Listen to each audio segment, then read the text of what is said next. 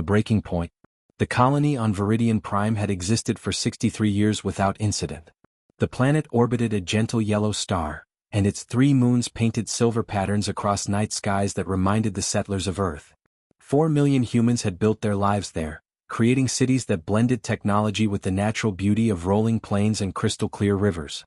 They had libraries filled with books from 100 worlds, markets where human merchants traded alongside aliens from a dozen species, and parks where children of all ages played beneath trees imported from old Earth. Marcus Chin had been born on Viridian Prime. At 32 years old, he had never set foot on humanity's homeworld, though he had seen it countless times in photographs and videos. He taught astrophysics at the Central University, where his students included not just humans but young beings from the Saltorian species and the peaceful Mendar. His wife, Elena, worked as a botanist in the Planetary Terraforming Division. Their daughter, 7-year-old Lily, wanted to be an explorer when she grew up. She had a collection of rocks from every continent on Viridian Prime and dreamed of visiting other worlds someday. Marcus had just finished his morning lecture on stellar formation when the alarms began. The sound was unfamiliar because it had never been used before. For 63 years, Viridian Prime had known peace. The planetary defense system was mostly ceremonial, maintained as a formality required by the Galactic Confederation treaties. Nobody expected to ever need it. The sky above the university campus darkened as ships emerged from nowhere. They were massive, angular vessels painted in colors that seemed to absorb light rather than reflect it. Marcus counted 12 of them before he stopped counting and started running. He pulled out his communication device and tried to reach Elena. The network was already down. Around him, students screamed and scattered as the first energy beams lanced down from orbit. The attack was methodical and merciless. The Krathian Collective had planned this assault for months, studying Viridian Prime's defenses and finding them laughably inadequate. The defense station was destroyed within 90 seconds. The spaceport followed, trapping everyone on the surface. Then the bombardment began in earnest. Cities that had taken decades to build vanished in columns of superheated plasma. Forests that had been carefully nurtured turned to ash in moments. The rivers boiled. Marcus never made it home. The university campus took a direct hit while he was still searching for his students in the chaos. The last thing he remembered was fire and falling debris and then darkness. The Krathian Collective had their reasons for the massacre, or at least reasons that made sense to them. Humanity had been expanding too quickly, making too many friends among species the Krathians considered weak. Human ideas about cooperation and mutual respect were spreading through the younger civilizations, threatening the traditional hierarchies that had governed the galaxy for millennia. The Krathians were an old empire, proud of their military strength and their philosophy that power was the only true currency among the stars. They had watched humanity's peaceful expansion with growing contempt and decided to send a message that would echo across 1,000 worlds. They broadcast the entire attack across their empire and to their allies. "Watch how easily the humans die," their war leader proclaimed. "Watch how their cities burn. This is what happens to species that forget the natural order. Let this be a lesson to all who would challenge our authority." The bombardment lasted 14 hours. When it ended, Viridian Prime was a graveyard. 4 million humans were dead. Every city was rubble. Every farm was scorched earth. The Krathians did not bother to check for survivors because they assumed there were none. They were wrong. Captain David Rodriguez had been in command of the cargo vessel Morning Star, conducting a routine supply run in the outer system when the attack began. From 3 light minutes away, he watched the fleet arrive and commence their slaughter. His ship was unarmed and his crew of 8 could do nothing against 12 warships. But Rodriguez was a veteran of Earth's merchant marine, and he had served in the military before that. He knew he could not save the colony, but he might be able to save someone. While the Krathian fleet focused on the planet, Rodriguez brought his ship in fast and low, using the planet's magnetic field to mask his approach. He set down in a remote valley 200 kilometers from the nearest city, in an area the bombardment had not yet reached. For 6 hours, while death rained from the sky, he and his crew searched the wilderness. They found scattered groups of survivors, people who had fled into the hills when the attack began. A handful of farmers who had been working in distant fields. A research team that had been studying geological formations far from civilization. Families who had been camping in the mountains. Among the survivors was Marcus Chin. He had no memory of how he had gotten away from the university or how long he had been wandering through smoke and ruins. His left arm was badly burned, and he could barely speak through the shock and trauma. But he was alive, and he let Rodriguez's crew help him into the cargo hold of the Morning Star. In total, they rescued 217 people. It was not enough. It would never be enough. But it was what they could do. Rodriguez waited until the Krathian fleet withdrew before attempting to leave the system. Even then, 2 patrol ships detected his departure and gave chase. The Morning Star was not built for combat or speed, and she was overloaded with survivors in every available space. Rodriguez pushed the engines beyond their safety limits, coaxing every bit of acceleration he could while his crew worked desperately to keep the ship together. They should not have escaped. The Krathian ships were faster and better armed. But sometimes luck favors the desperate. A solar flare erupted from Viridian's star at precisely the right moment, flooding the system with electromagnetic interference. In the chaos, Rodriguez found his window and jumped to hyperspace with hull breaches and failing systems, carrying his precious cargo of survivors toward Earth. The journey took 4 weeks. During that time, Marcus Chen recovered enough to speak. He told Rodriguez about his wife and daughter, about searching for them in the ruins, about the moment when he realized he would never find them. He told him about the university and his students and the lecture he had been giving about how stars were born from clouds of gas and dust. He told him that Viridian Prime had been supposed to be safe, that humanity had signed treaties promising mutual protection, that they had believed in the Galactic Confederation and its laws. Rodriguez listened and said nothing because there was nothing to say. When the Morning Star finally limped into Earth's solar system, every major news network in human space was waiting. The footage that Rodriguez had recorded of the attack had been transmitted ahead. Within hours, billions of humans across dozens of colonies watched Viridian Prime die. They saw their people running from death that fell from the sky. They saw children pulled from the arms of parents who could not save them. They saw 63 years of peace and hope reduced to smoke and memory in 14 hours. Earth's government had been peaceful for 2 centuries. Since humanity had joined the Galactic Confederation, they had earned a reputation as mediators and diplomats. They negotiated trade agreements, settled disputes, and advocated for peaceful solutions to conflicts. Many alien species considered humans to be idealistic and naive.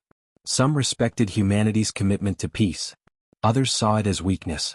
The Galactic Confederation expected Earth to follow the proper procedures. File a formal complaint. Request an investigation through the appropriate committees. Perhaps seek economic sanctions or reparations through the judicial system. These processes could take years or even decades, but that was how civilized species handled such matters. Director General James Okoye was Earth's highest-ranking official in the Confederation. He was 70 years old and had spent his entire adult life working toward peace among the stars. He believed in the system. He believed that law and diplomacy could solve even the most difficult problems. He traveled to the Confederation Central Assembly to present humanity's case. The chamber was filled with representatives from 300 species. Some expressed sympathy. Many expressed nothing at all. The Krathian ambassador sat with an expression of bored indifference while Okoye described the massacre in detail. When Okoye finished his presentation and formally requested immediate action against the Krathian collective, the debate began. It lasted for 3 days. Various species argued about jurisdiction and precedent. Some questioned whether the attack had really been unprovoked. Others suggested that Viridian Prime must have posed some threat that justified the Krathian response. A few allies of the Krathians openly suggested that humanity had brought this upon themselves by expanding too aggressively. On the 3rd day, Okoye stood before the assembly one final time. He had not slept in 72 hours. He looked at the faces around him and understood with perfect clarity that nothing would happen. The Confederation would form committees and write reports, and years from now they might issue a formal censure, and the Krathians would continue to do exactly as they pleased. He gathered his documents and walked out of the chamber without a word. Within 6 hours, every human diplomatic mission across the galaxy closed. Trade agreements were suspended. Communication channels went silent. Human ships returned to human space and did not emerge. For the first time in 200 years, humanity withdrew completely from galactic affairs. The Confederation was confused. The Krathians were delighted. They interpreted the silence as submission and began planning their next expansion. None of them understood what was actually happening. In orbit around Earth and Mars and Jupiter and a dozen other locations throughout human space, something was being revealed. Ships emerged from concealment, vessels that had been hidden in asteroid fields and gas giant atmospheres and the dark spaces between worlds. They were enormous, dwarfing anything humanity had publicly acknowledged. They were painted in colors that seemed to drink light, equipped with weapons that bent the laws of physics, powered by reactors that burned with the fury of captive stars. For 2 centuries, humanity had maintained two militaries. One was public, modest, and defensive. The other was secret, massive, and designed for one purpose only: to ensure that no matter what happened, no matter who threatened them, humanity would never be helpless again. Marcus Chin stood on the observation deck of a military station orbiting Earth and watched the fleet assemble. He had been offered counseling and medical leave. Instead, he had volunteered for the response fleet. He was not a soldier, but they needed scientists who understood alien technology. They needed people who had survived. They needed witnesses who would remember why this was necessary. The fleet numbered 3,000 ships. It was the largest military force ever assembled by any single species in galactic history. And it was aimed directly at the Krathian homeworld. Admiral Sarah Kamathi sent a message to the Krathian collective. It was brief and transmitted on every frequency. You have 48 hours. Then we will show you what humanity becomes when we stop playing Civilized. The Reckoning. The Krathian High Command received humanity's message with a mixture of amusement and contempt. War leader Thraknor, who had personally ordered the destruction of Viridian Prime, called an emergency session of the military council not because he felt threatened, but because he wanted to publicly mock the human response. The council chamber on Krathios Prime was a vast hall carved from black stone, decorated with trophies from 1,000 conquered worlds. Weapons from defeated enemies hung on the walls like museum pieces, silent testaments to Krathian superiority. Thraknor played the human message for the assembled commanders. They listened to Admiral Kamathi's warning and then erupted into laughter. The sound echoed off the stone walls, cruel and confident. 48 hours, Thraknor repeated, his mandibles clicking with amusement. The humans give us 48 hours to do what exactly? Apologize. Beg for mercy? They are a species of farmers and teachers. They build schools and libraries. They negotiate and compromise. They have no concept of true war. His second in command, a scarred veteran named Kresh, was less certain. War leader, we have received intelligence reports about unusual activity in human space. Ships that do not match any known configurations. Power signatures that seem impossible. Should we not at least investigate before dismissing their threat? Thraknor waved a clawed hand dismissively. Investigate what? Human propaganda? They are trying to frighten us with phantom ships and empty threats. This is what weak species do when they lack the strength to actually fight. They bluff and hope we will back down. He leaned forward, his eyes gleaming. Let them come. Let them bring whatever pathetic fleet they have assembled. We will crush them as easily as we crushed their colony, and the galaxy will learn once and for all that humanity's place is beneath our feet. The Krathian home fleet was formidable. 800 warships protected their homeworld, each one a masterpiece of military engineering. Orbital defense platforms ringed the planet in 3 layers, capable of generating overlapping fields of fire that could destroy entire fleets. Ground-based weapons could reach into high orbit. The Krathians had never lost a defensive engagement in their 3,000-year history. Their homeworld was considered unconquerable. They spent the 48 hours preparing a celebration. When the human fleet arrived and was inevitably destroyed, Thraknor wanted his people to witness the victory. Screens were erected in every major city. Children were given the day off from their combat training to watch the battle. Vendors sold food and drinks to crowds gathering in public squares. The destruction of humanity's response fleet would become a new holiday, a reminder of Krathian invincibility. 47 hours and 53 minutes after Admiral Kamathi's message, the sensors around Krathios Prime began detecting anomalies. Ships were appearing at the edge of the system, but they were not coming from the expected direction. They were emerging from multiple vectors simultaneously, as if they had bypassed the normal hyperspace lanes entirely. The numbers climbed steadily. 100 ships. 500. 1,000. 2,000. 3,000. The laughter in the high command chamber died. War leader, Kresh said quietly, his voice stripped of all humor. The human fleet is larger than our entire military. Every ship. Every vessel we have across 20 systems. They brought all of it here. Thraknor stared at the tactical display. The human ships were still at the system's edge, maintaining formation, not advancing. They simply hung in space like a wall of darkness, waiting. Send a message to all fleet commanders, he ordered. Battle Formation Alpha. Activate all defensive systems. Prepare for immediate engagement. He paused, then added.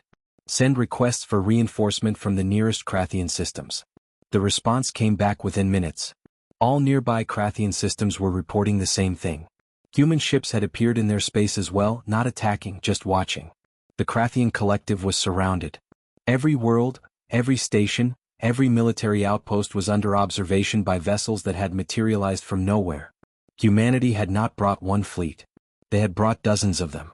Admiral Kamathi's face appeared on every screen across Krathios Prime.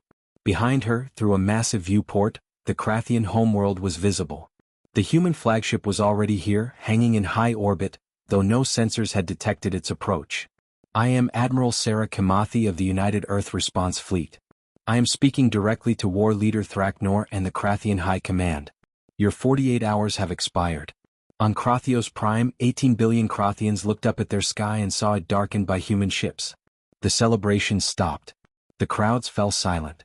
Parents pulled their children close and felt something their species had not experienced in millennia: fear.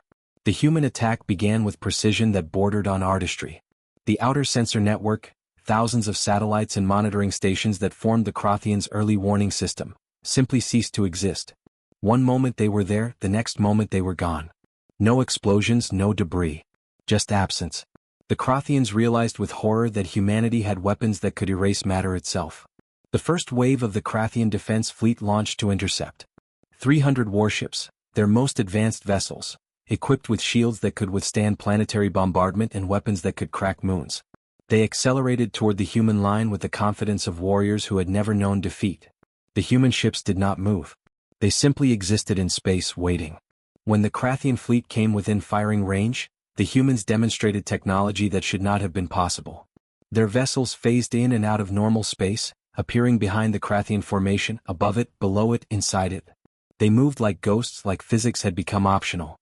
Krathian weapons fired at positions the human ships had occupied microseconds before.